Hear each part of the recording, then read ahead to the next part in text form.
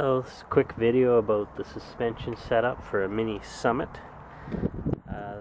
Basically a pretty versatile truck, and there's two different ways this truck can be set up. One of which is kind of an off-road mode, and the other is more for on-road. I just wanted to talk about the off-road a little bit. I've got my e-maxx here, which is a 1/10 size truck. You can see on the springs I've got the spacers on there, so the e-maxx is standing up pretty tall right now. If I put my tape measure underneath the e-maxx, you can see it's about 2 3/4 inch of clearances on this truck. If I come over to the Summit, which kind of has its off-road mode right now, a lot like you'd get it from the factory.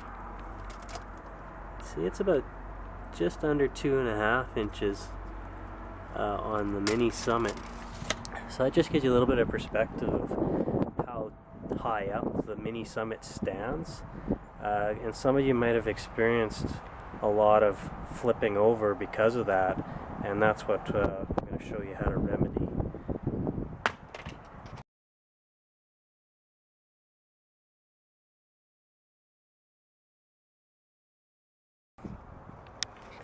Okay, here's the truck and what might be considered close to stock. It's sitting up pretty high, went over the ground clearance. The back end is about the same as the front. When it's set up like this and you run it on a lot of surfaces, you might find it does something like this.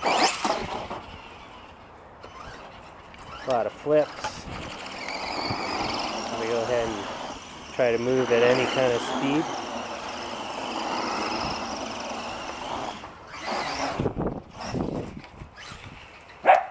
We'll end up flipping over.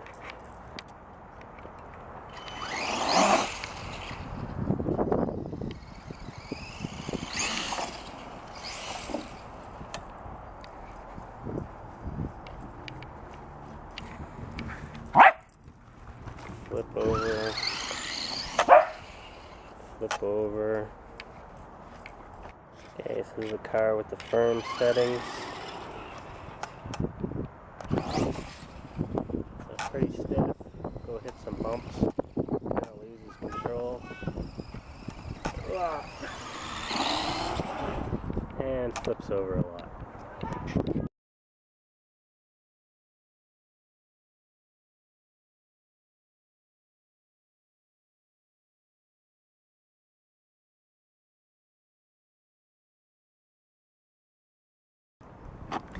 So the number one thing we want to do if it's in off-road mode is to get a little bit more dip in the back, some squat.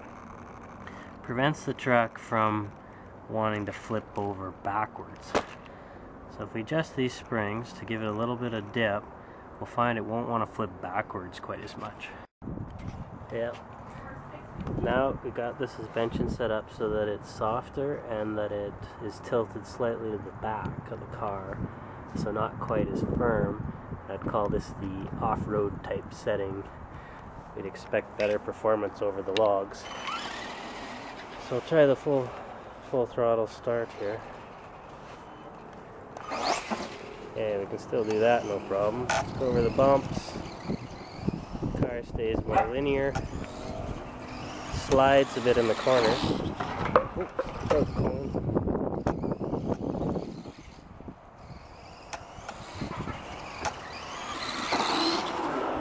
Slides a little bit on the concrete, so it's not as prone to flipping.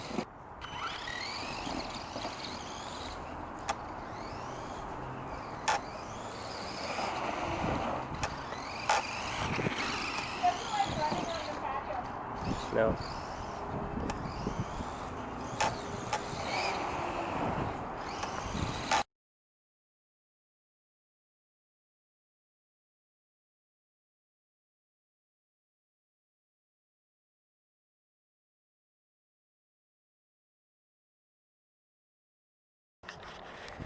Okay, for the on-road setup, you're going to use these zip ties that you get like Home Depot. What we're going to do is insert them through the rockers so that you can pull the rockers actually together. You see this? Pull up on your zip tie, until you get the suspension about level. What you notice is you still have down travel, but there's no up travel. This keeps the car lower to the ground, and you want to do the same thing on the rear. Pull the zip tie around until you get a pretty level on the rear, both the same. And really don't change your spring settings, you keep them the same as the off-road, and your car ends up quite a bit lower to the ground. We'll find out that this won't want to wheelie, and it won't want to flip near as much when the center of gravity is lowered.